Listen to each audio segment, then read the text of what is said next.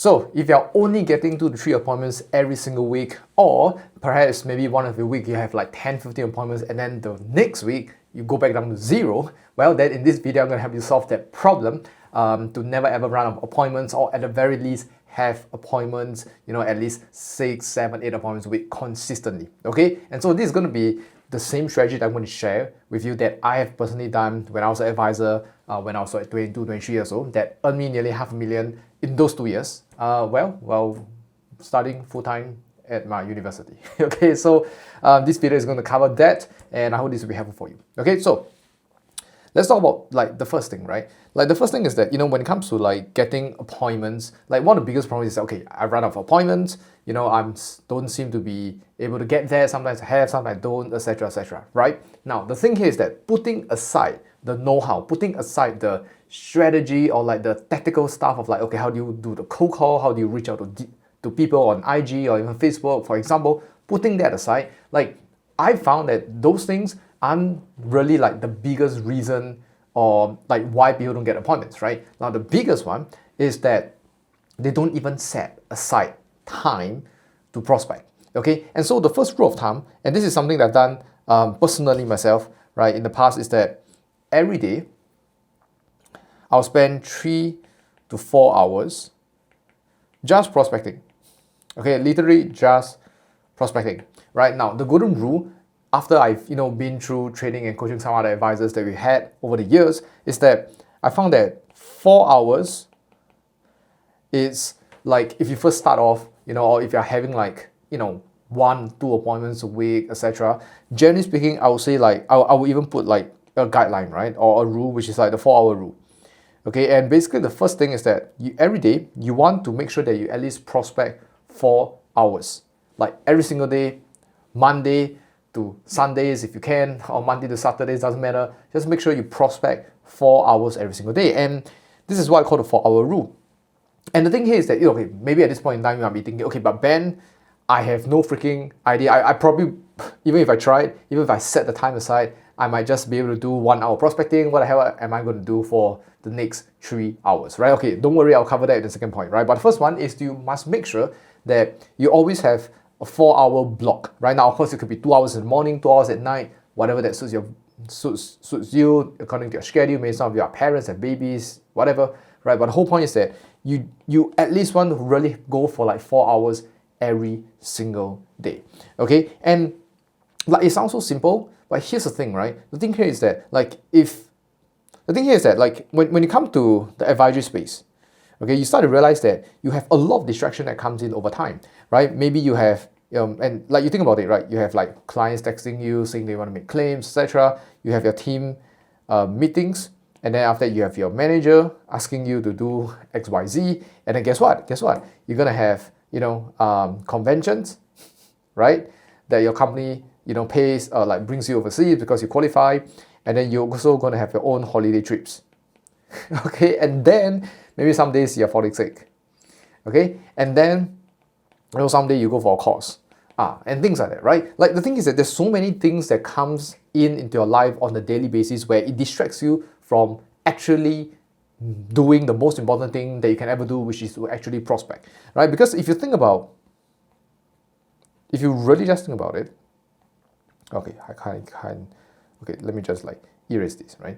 Yeah, but if you really, okay, there you go. Now, because if you really think about it, right, is that, let's say that like the goal here is to have sales, okay? And sales is basically, you just put this money sign over here, right? Now, if the goal is really just to have sales, then what actually leads to sales, right? So number one, you basically gotta have appointments. You get a point, right? You gotta have appointments, and then after that you gotta go for the appointments, right? So you gotta go for the appointments, right? So you set appointments, go for appointments, and then this leads to sales, right? Of course, depending on your conversion ratio, so on and so forth, but you get a point, right? Have appointments, go for appointments, and basically that's it. Then the thing then becomes, right, what actually gets you those appointments? Well, there's only one thing and one thing you and I can ever do every day, which is just to prospect. If you do not prospect, you will not have appointments. And if you do not have appointments, you can't go for them, and therefore by extension, you will not have your chance at getting a sale. Okay, and so if you really think from like first principles, right? You think of like what's the main, the only, if you can only do one thing, right? If you can only do one thing, what's the one thing that you can do that will lead you to making sure that you always make money, you always be able to stay in the industry and serve your clients?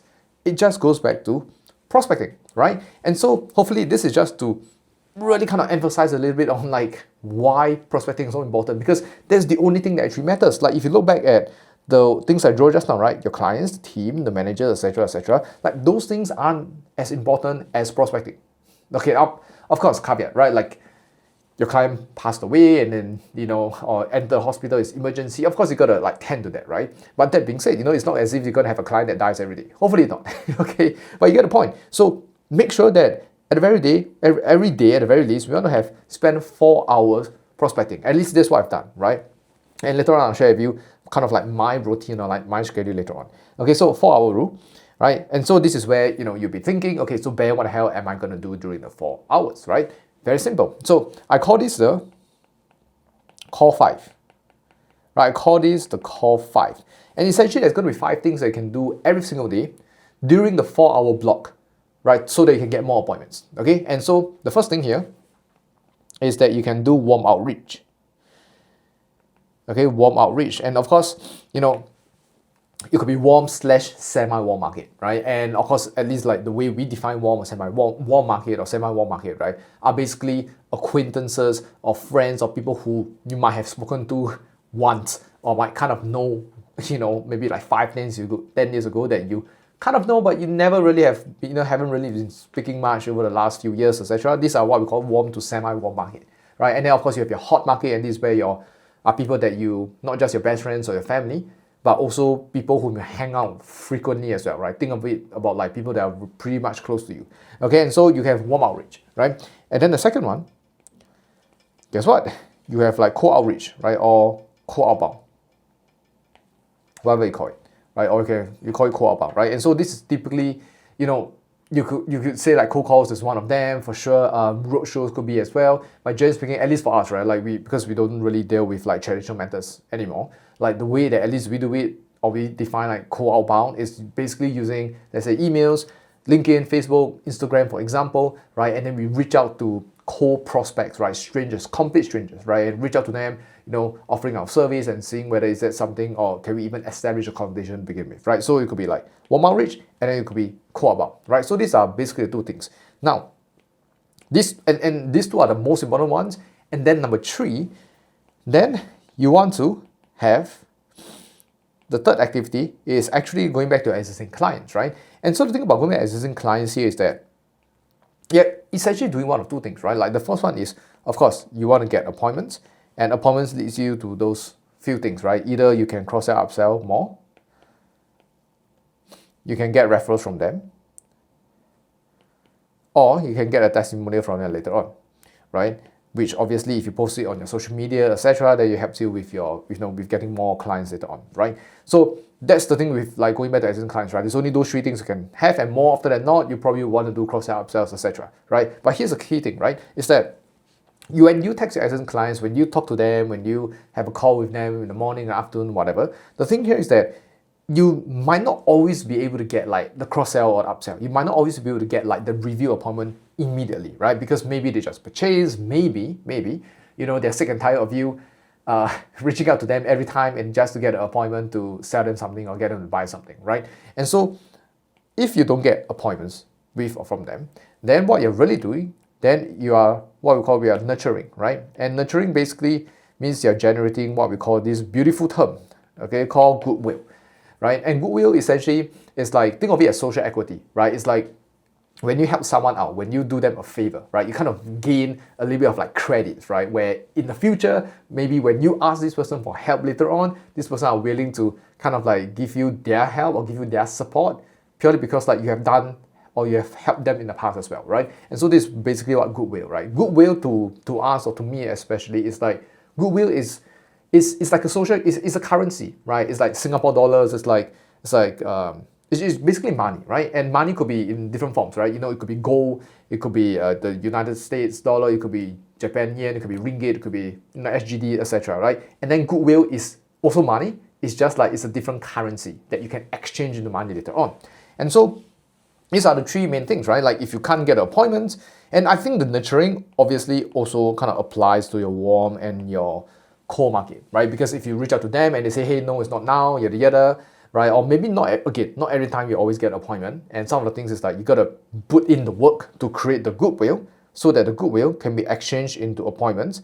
And you and I already know if we can get appointments, like social or even opening appointments, then it could have a higher chance of leading to closing, and then closing will lead to a client that we onboard. Okay, and so these are basically like the three things. Okay, now the fourth one, let me just put it here. The fourth one is what we call digital assets, or I call it like asset building, right? Asset creation. And you might be thinking like, what do you mean by asset creation? Very simple, right? So asset creations or assets, like if you think about like the definition of asset, right? It's basically anything that derives a future economic benefit in the future, basically, right? Now, sounds like a mouthful, but essentially what this means here is very simple. A house is an asset, for example, because there is an anticipation that there could be an appreciation in terms of the price or the value of the house, and or even if you don't sell the house, it gives you rental income. If let's assume like you rent it out, it gives you rental income, right? And so it's basically anything that you can derive a future economic benefit. Like you can get something from this asset, right? And so if you think about like asset in the form of like in the advisory space, like or even social media, like the thing is like one of the biggest asset is like content, right? Because when you build content or when you actually post content, right? Actually, in fact, I would say that content is like it's not really the main asset, right? Because the thing is like you build content, there are two levels to it, right? Let's start with the first one. Generally speaking is that when you post content, or at least the right content, what tends to happen is that you will eventually have what we call a passive inquiries. This is like the best thing that can ever happen to anyone, right, in the space, which is like you post content, then people reach out to you and they say like, hey Dylan, I saw that you're an advisor, I saw you're from AIA, I just want to find out more about financial planning, or like, hey, I've been reading your posts. It's been really helpful. I resonate a lot with it. Could I have a chat about my investment plans, right? Things like that, right? And so you have content that generate passive inquiries. So in of itself, right, content is an asset because you can derive a future economic benefit and in the form of a passive inquiry, in the form of a lead, in the form of an engaged party, interested party who has the intention to want to do business with you. So that's content. Now, I'll give you like the second, like the deeper advanced stuff about like content, right? Which is, as content is the asset, the second part about like putting out content is that when you like, go on a more advanced strategy, you're actually building an audience, right? So this way like your followers, the number of people who like, basically just followers, right? Or your subscribers you're doing YouTube. And so this is basically your audience, right? And the audience is basically even like a bigger asset, right? Because like your audience in the future, when you post out content or you ask for certain things or you say like, hey, DM me if you want to find out more about insurance, right? Your audience will eventually be converted into your passive inquiries later on, right? And so point is, you could spend your time creating assets like content, okay? So the asset creation. Now, there are other types of assets as well, or I would say infrastructure. There's a different type of asset, right? So for example, you're creating assets like pre-frame materials or what we call lead magnets, right? And so essentially lead magnets are basically anything that is like like definition of lead magnet is, in short, it's a solution, it's a narrow specific solution to a very narrow problem, right? So for example, and usually lead magnets are usually free. So example, let's say obviously you're an advisor, and then you have a friend that says that they are looking into buying or purchasing a house.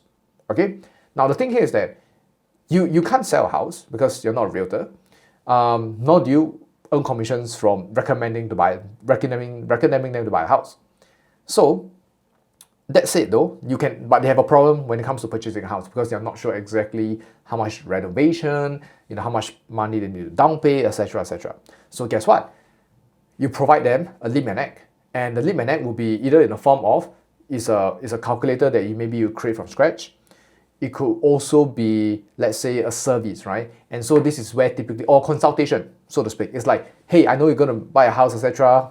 Have you had time to figure out like exactly what you need, etc., etc., right? Then say like, hey, I might not be a real estate agent, but I've helped a lot of my clients actually plan out their journey when it comes to like purchasing a house, because it's part of financial planning, right? And so you could, if we spend 45 minutes, could run through entirely like how you can actually make sure you have enough funds to purchase a house, without like extending yourself and getting stressed, etc., right? And so that's typically how it is, right? When it comes to a lead magnet. So technically, once you provide the service for free, then after that you will lead them to like saying that, hey, you know what?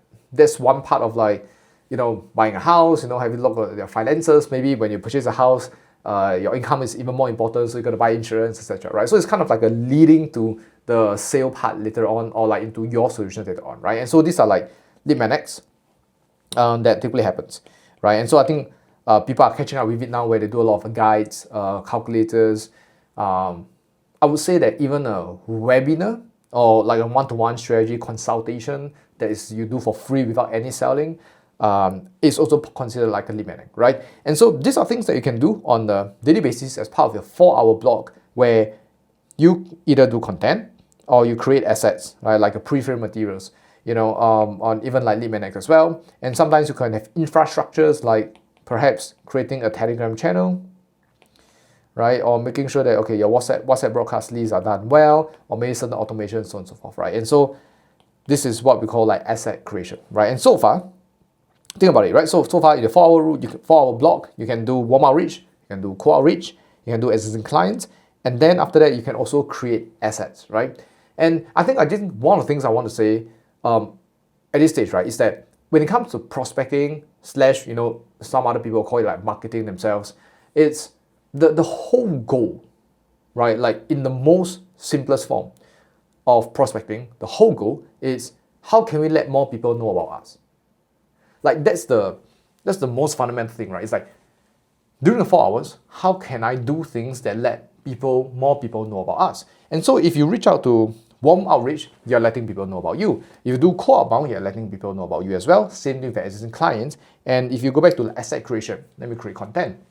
You're essentially putting yourself out there, putting the words, the video, the visual, which is basically an extension of who you are, out there. Hopefully that people can find you or at least discover you. Okay? And so obviously, just because someone finds you or they read your messages doesn't mean they'll convert immediately to an appointment. That depends on skill set, right? On how well you actually create the content, how well you actually reach out to people, what's the messaging, are you doing it correctly, so on and so forth, right? And that's, another topic altogether, which I'll do in another video. But point is, these are basically the 4 key things that you can do, right? The activities: warm, cold, existing clients, and asset creation. Now, the 5th one, I said there are 5, right? So these are the first 4. Then now, your question could have been answered, right? Which is, just now is like, hey Ben, what the hell do I do in my 4 hours, right? I already shared with you. These are the 4 things you can do, right? But then your next question could be, okay Ben, what if I suck at it, right? What if I don't know how to do content? What if I don't know how to, use LinkedIn to reach out to prospects? What if I do not know how to, reach out to my semi-warm market, follow up with them, so on and so forth, right? Like how, right? Like then how? Which goes to my 5th point, which is, the 5th point is, in short, learning. Okay, the 5th point is basically just learning how to do those 4 things, right? And so you have your warm, you have your cold, you have your existing clients, and then you have what? You have your asset creation, right? Asset building. So you might not know how to do all these things. You might suck at it, or maybe like you are doing it by a skill set, or the conversion isn't as effective or efficient as well. Then guess what? Whatever that you suck at, then all you need to do is to make sure you spend time, literally spend time to go and learn, right? Whether it's from your mentor, whether it's from YouTube, maybe from this particular video itself, or like paid programs, etc., etc. Like these are things that you can learn, right? And so the point is like every day, you just need to do these 5 things, right? You do the call for, and you learn how to do all of these things, or learn how to do all these things better. And that's what you do every day, right? Can you just imagine? Just imagine this with me, right? You do 4 hours every day, reaching out to people, posting content, creating assets, and then you also spend time learning how to do all of these things better every single day. Like just imagine this with me, right? Like let's talk about it, right? So if let's say let's not even talk about 4 hours, right? Let's just say, okay, we just take 2 hours a day. Okay, that's all we do, right? 2 hours a day of prospecting and 2 hours a day of doing the call 5. And then essentially, let's say you do it, 6 days a week. Okay, so that's 12 hours a week when it comes to prospecting and learning how to prospect better. In a month, let's say it's 4 weeks, right? So you times 4, that's 48 hours. So then the question here is very simple. Let's just think about it, right? 48 hours. What are the chances that you spend 48 hours reaching out to people consistently? You spend 48 hours also equally learning how to prospect better. What are the chances, right? You don't even get one appointment. Probably gonna be low. What are the chances that, let's raise it up, right? What are the chances you don't get 10 appointments in the entire month if you actually spend 2 hours a day, 6 days a week, right? Prospecting. Probably gonna be low, right? And so the thing is that once you understand that, okay, if I just spend 2 hours a day, 6 days a week, doing all the prospecting activities, learning how to do them better, in a month, right, there's no way you can't get like 10 appointments, right? And so, or even, in fact, you might even get 15, 20, whatever, right? And so my point here is that at the very least, you don't spend 2 hours, but in my opinion, I think 4 hours is great, right? And so let's play out the math again, right? 4 hours, let's say we go the extreme measure of like 7 days a week, right? You're just like consistently spending 4 hours every day, just doing it, right? So on and so forth. That's 28 hours a week. And then in a month, that's like what? I don't know, 112 hours? Yeah, bear with me with the math, right? Probably that, right? So it's 112 hours, right? What are the chances? And let's say your goal, so you see, we have already put in 112 hours every single month, right? And then let's say you want to have like, 6 appointments a week, right? Not crazy, but let's just say 6 appointments a week, right? And this means that in a month, you will have 24 appointments.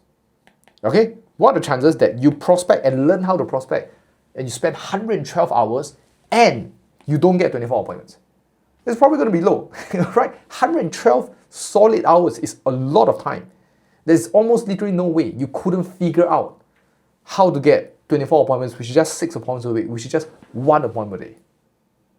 Think about that, right? And let's break that down and see it from the other angle just so that like we kind of get it, right? Which is like 6 appointments a week, which is on average is 1 appointment a day. And so essentially what we are saying here is that would it be reasonable that you spend 4 hours a day just to get 1 appointment? Like, is there a high chance? Is there a higher likelihood of success of spending 4 hours a day trying to get 1 appointment? Probably, right? And even if you do like traditional methods, let's just talk about like, let's say cold calls. If you spend 4 hours cold calling every single day, right? Let's say you suck at cold calls, but you just spend 4 hours, you just grind it out. What are the chances you don't even get 1 appointment? Exactly, right? And so a lot of times we think that, okay, it's about like the strategy, etc., which yes, it is, right? The tactical, the quality, the conversion of it, so on and so forth. But the thing here is that if we don't even put in the number of hours to just make sure we really like work it out and get the appointments, like it doesn't really matter. Like we'll always get stuck in this, never get enough appointments every week, or like this week I have appointments and the next week I don't. And in fact, if you have been through the cycle of having like 10 appointments this week, and then like having no appointments the next week, if you really think about it, when you had the 10 appointments that week, probably the day or the days leading up to that or the week before, you probably would have prospected and went all into texting, DMing and reaching out so that you get the 10 appointments, right? The only thing is that probably just not as consistent as you'd like it to be. And so my goal and my hope in this video, right, is that by breaking down the math here, by saying that, okay, these are all the things that you can do, right, which is like do the call 5, spend 4 hours every day, etc. If you just like really do these things, then you start to realize that like the biggest bane of your existence, which is being an advisor, right, the biggest problem is actually solvable. It's actually solvable, right? That if you just put in X amount, doing these things that we just spoke about, you will never run out of appointments. Okay, like you actually never run out of appointments. Exactly, right? Like that's the whole point, right? And I just hope like this gives you like a lot more hope and understanding the math and everything else behind it, that it's not as doom and gloom as it seems, right? And sometimes it happens, right? I get it, right? I'm still a salesperson, like at my heart, at the very core, and it happens, right? Where like, hey, this week you just have appointments, next week, even though you put in the effort, you might not get it. as much, and then you just feel sucky, you get rejected, etc., etc. You know, but here's the thing, right? And this is like a bonus point I'll add in, right? Which is, I'm going to draw this. Like, think about it this way: it's like, as long as you're in the industry, prospecting will never ever stop. Like, you can never ever stop prospecting. Even if you have 600 clients, okay, and you have a brand, and you get maybe 2, 3, 4, 5 passive inquiries and referrals every month, right? First of all, it might not be able to sustainable if you just only rely on these methods. But even then, right, like if you have 600 clients, guess what? You still gotta text them to get a review. You still gotta text them to ask for referrals. You still gotta contact them and meet them and do all of those prospecting methods. Even if you're 25 years in the business, having 1,000 clients, you still gotta do that. Now, that being said, of course, at that level, maybe you have a PA, you have what you call a para planner, where the person is kind of like reaching out to your clients to help you plan for you instead, and so on and so forth, right? Yeah, but the point is, like, you still gotta prospect. It doesn't stop. Now, of course, even like you can also say that, okay, when you go up to management, etc., be a manager, be a director, the thing is that like prospecting still never stops. It's just that it's not in the form of acquiring like appointments for sales. It's just acquiring appointments for recruitment, right? And so recruitment never stops at a point in time, right? And so the thing here, these are things that is never stop, like prospecting and recruiting, all this never stops. The only time it stops is when you leave the industry, right? The only time it stops when you leave in the industry. And so by extension of that, I think a lot of times is where we don't even prospect as much, and we have no choice but to leave the industry because we're not getting appointments, And so my take is this, which is, look, the thing is that I never really like love prospecting. I guess it's like it's very hard for people to kind of love prospecting. I think you can learn how to enjoy it, but prospecting inherently itself is something that's very hard to kind of like or like love, right? Or at least in the long run. And so that's it. Just because like I don't like the fact that we have to prospect, like to get appointments, to get like earn money, etc. But it doesn't change anything, right? It doesn't change anything. We still got to do it anyway, And so since we can't avoid, so think of it this way with me, which is since we can't avoid prospecting, we might as well get good at it. And when we actually get good at it, we might actually enjoy the process, right? Because a lot of times it's like we try to enjoy the prospecting, we try to optimize for enjoyment in terms of like prospecting or even sales. The thing is that if you suck at it, it's very hard to enjoy something you suck at. But here's the good news. The good news is that if you do the 4 hours every day, the 4-hour rule, doing the core 5, you actually get better at those things, and eventually it becomes something that you enjoy. You never run out of appointments. And just think about it, right? Like the ultimate goal. Every week, you have 6 to 10 appointments every week. People that you love talking to, people that will end up in some form of sale with you. Just imagine that every week. A lot of the problems in life, financially, emotionally, right, whatever it is, a lot of those things could be solved if you just put in the work for the prospecting side of things, right? Think about it, right? So let's say clients try to lapse your policy. You're going to feel sad, upset about it, so on and so forth, as always, as you should. But the thing here is that if you have 20 appointments next week and this client is giving you a hard time, you're not going to get as affected because guess what? You have 20 more appointments, and if this client is a bad client, this client is being an ass to you, like you wouldn't feel too upset about it, right? And I think like from a numbers perspective, which is like, you talk about your persistency ratio, right? Is that it's not going to be affected as much because you're always having cases coming in, you're always having clients coming in, and that even 1 or 2 lapse your policies, which they will, because it's just human nature, right? Not everybody will continue with their investment plans or their life insurance or whatever, right? Is that it's not going to hurt you as much because guess what? You are always having clients coming in, And so I would say that a lot of problems in the business could be solved if we just have a process, a system, and consistency in actually reaching out to people, posting the right piece of content, and then converting them into appointments, and then of course, sell them better, yada yada, so on and so forth, right? Of course, these are all other problems we can solve, like show-up rates and how to close bigger cases and things like that. But if we don't even solve the first most fundamental thing, right, the activity that could help us get all these things, it doesn't really matter.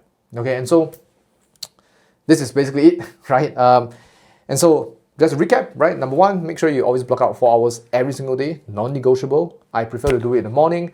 Sometimes in the past, I used to do it 2 hours in the morning and then 2 hours in the evening right before I sleep, right? That's my way because I had school and everything else during the day and stuff like that. So when I came back, I just, do out a bit of content, yada yada, right? So like usually my first 2 hours in the morning are like texting, it's like reaching out to people and things like that. Because that's when I'm like fresh, right? That's when like I'm ready to tackle the hardest thing in life, okay, which is the prospect. So that's one.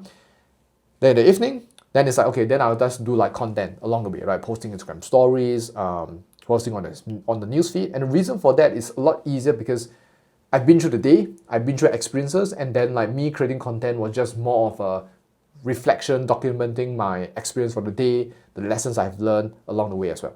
Okay, and so 2 hours in the morning, 2 hours at night. Okay, but ideally, if you wake up a little bit earlier and stuff like that, you knock it out of the way, right? So that the rest of the day, no matter what happens, think about it, right? It's like if you actually work on the most important thing in the morning, where nobody disturbs you, the rest of the day, no matter how screwed or how bad the rest of the day goes, it's still going to be fine, right? Because it's still going to have appointments anyway, And so I say, so hopefully this video, really will give you like the strategy, the clear-cut way of like just force yourself. Like if you have to force yourself, you have to force yourself. Because if you don't, you end up getting forced to do it or to leave the industry anyway, right? So do that, do out of core 5, and you'll be fine.